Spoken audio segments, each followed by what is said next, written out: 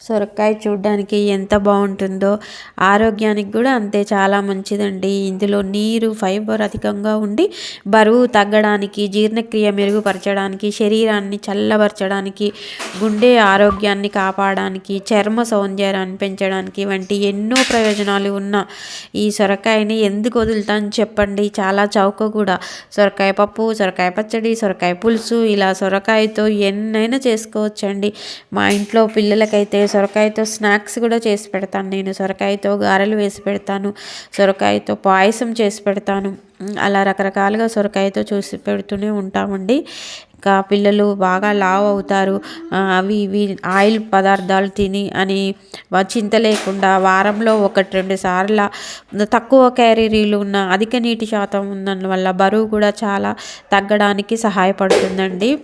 పిల్లలకి మంచి ఫైబర్ కూడా పుష్కలంగా ఫైబర్ ఉంటుంది. జీర్ణక్రియను మెరుగుపరుస్తుంది. ఫైబర్ మెదడు ఆరోగ్యానికి కూడా చాలా మంచిదండి పిల్లలకి.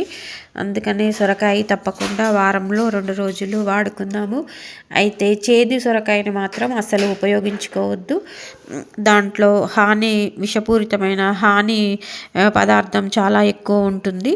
అందుకని ఎట్టి పరిస్థితుల్లో చేదుగా ఉన్నది మాత్రం వాడకపోవడమే మంచిదండి.